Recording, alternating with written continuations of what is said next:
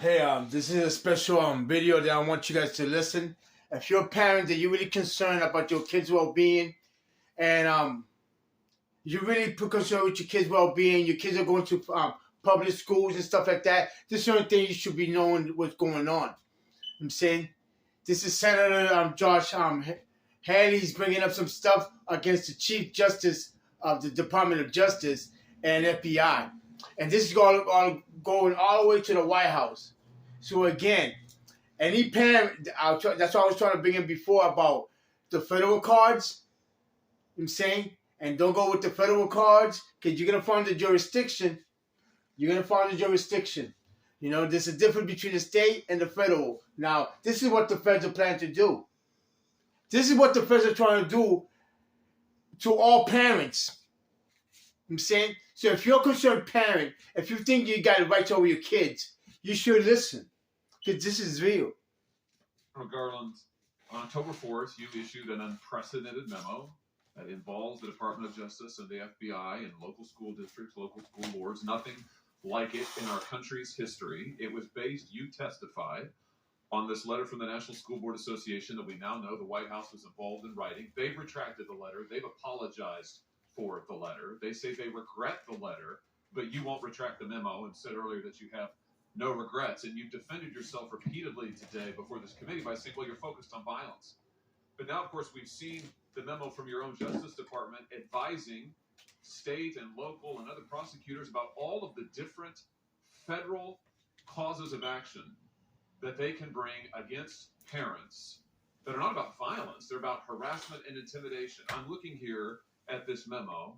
It identifies no fewer than 13 possible federal crimes involving harassment and intimidation, including making annoying phone calls.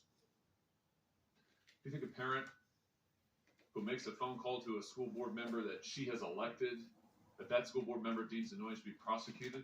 General Garland? No, I don't. And the Supreme Court has made quite clear that the word intimidation with respect to the constitutional protection is one that directs a threat to a person with the intent of placing the victim in fear of bodily harm or death.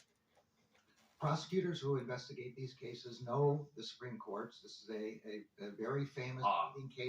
Prosecutors do, but parents don't, General Garland. Do you think that a parent who looks at the 13 different federal crimes that your Justice Department has identified they might be subject to and prosecuted for, like making annoying phone calls, do you think that they're going to feel that they're welcome to speak up at a school board meeting? How about this one? They could be prosecuted for using the internet, I guess that would be Facebook, in a way that might cause emotional distress to a victim. Is that a crime of violence? Senator, I haven't seen the memo that you're Why talking haven't about, you? and I even from the description, it doesn't sound like it was addressed to parents. But if you No, it wasn't addressed to parents. It was addressed to prosecutors. That's the problem. Why haven't you seen the memo? I don't know why. I don't look at every. I do not get every memo that every U.S. attorney sends out. But if you're wait a minute. I just want to be sure I understand this. This is a memorandum that collects 13 different federal crimes parents could be charged with. It has United States Department of Justice on the top of it, and you're telling me you haven't seen it? Who's the memo from, Senator? The United States Department of Justice, United States Attorney for the District of Montana. I have not seen a memo from the District of Montana. Not high enough priority for you? That's not the question. I don't. It is the question. Answer my question. Is it not a high enough priority for you when you're threatening parents with 13 different federal crimes? These aren't crimes of violence. You testified today you're focused on violence. That's not what your U.S. attorneys, they work for you. That's not what they're saying. My patchouli's wearing off. Oh, my favorite shirt is ruined.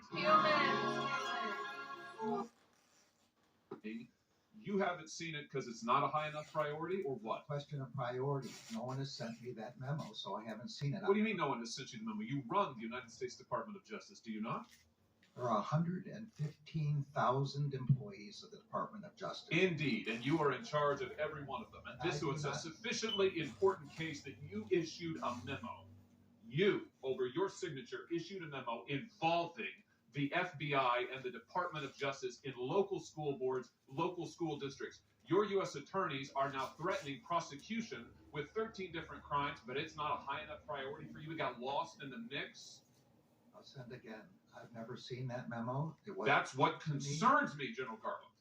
Well, it wasn't sent to me. I hope you will assure your constituents that what we are concerned about here is violence and threats of violence. That only leads me to conclude, General Garland, all I can conclude from this is either that you're not in control of your own department, or that, more likely, what I think to be the case, is that you knew full well that this is exactly the kind of thing that would happen. When you issued your memo, when you involved the Department of Justice and all of its resources, and the FBI and all of its resources, and local school boards and local school districts, you knew that federal prosecutors would start collecting crimes that they could use against parents. You knew they would advise state and local officials that these are all of the ways parents might be prosecuted. You knew that that was the likely outcome. And that's exactly what's happened. And we're talking about parents like Scott Smith, who's behind me over my shoulder. This is a father from Loudoun County, Virginia. Here he is at a school board meeting. He was forcibly restrained. He was assaulted. He was arrested. Why?